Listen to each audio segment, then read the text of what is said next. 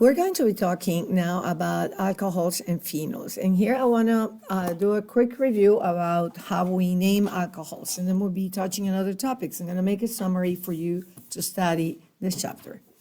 So let's first draw a structure of a molecule and name it using IUPAC. So let's do that. See, that molecule is an alcohol, has an OH. Now we need to choose the longest chain that contains a functional group. So now notice that this one, 1, 2, 3, 4, 5, and then 6 atoms is the chlorine. That will be longer than if I choose 1, 2, 3, and then we'll have the chlorine.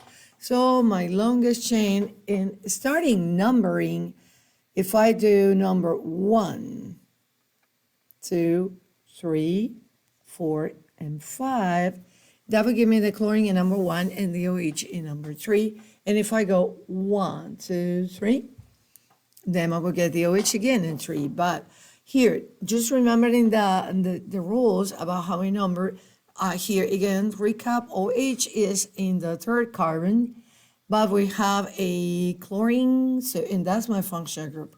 Chlorine is in carbon 1, and we have a metal in carbon 4. So substituents are going to be in 1 and 4. And if I number the other way, substituents are going to be 1, 2, and then 3, 4, and 5. So those are larger numbers. So we pick the smallest set of numbers. So that number seems to be right. Now my parent chain has then, notice 5 carbon. So it is a pent. And we're going to say pentanol because OL is a termination for alcohols. And the OH group is in carbon 3, so it's 3-pentanol, but we can also say pent 3-ol. Now I need to list the substituents. So if you guys notice, we have substituents are chloro and metal. We need to list alphabetically regardless what they are.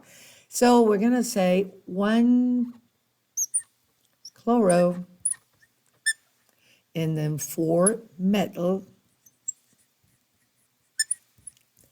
pen 3 or we can also say 1 chloro, 4 metal, 3 pentanols. I only don't have enough room. So all of that, we're gonna copy here. Okay, 1 chloro, 4 metal, 3 pentanol. So let's do now 1 cyclic alcohol. I'm gonna make something different, so that we're just reviewing nomenclature here, IUPAC nomenclature. And remember that in alcohols and phenols, we're gonna, if this is our functional group, our main functional group, then we always need to consider that longer chain that contains the functional group. So let's go ahead and draw another structure here. Say that I have this. And let me do that, OH. So now notice that the OH is attached to a 5-member ring. So this, we need to say the parent chain is cyclo, and then 5 carbons, pentanol,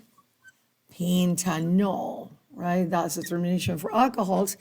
And then I have possibility of numbering 1, 2, 3, 4, and 5, and that will give me the ethyl group in 5. So it is best to do 1, 2, 3, 4, and 5. So the correct naming for that will be 2-ethyl cyclopentanol. That's one thing. So lastly, I want to do just a recap for a phenol.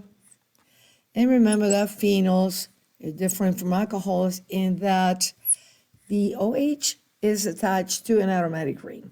And here, in the alcohols, it is attached to an sp3 carbon. For example, if you have this molecule, that's actually an alcohol.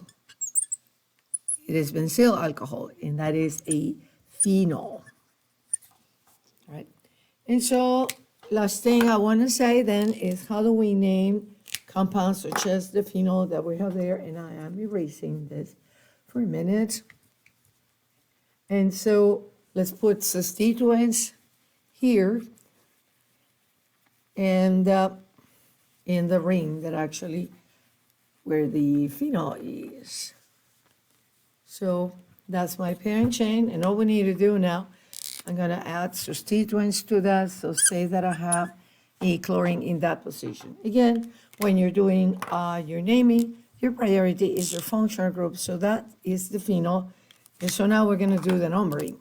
Have the choice of going 1, 2, 3, 4, and 5, but it's best to do 1, 2, and 3, so smaller numbers, so that is 3-chlorophenol or metachlorophenol. And that nomenclature metachlorophenol is introduced normally later when we teach aromatic compounds. So this is 3-chlorophenol, or we can also say metachlorophenol. So we will continue reviewing now properties of alcohols in another video.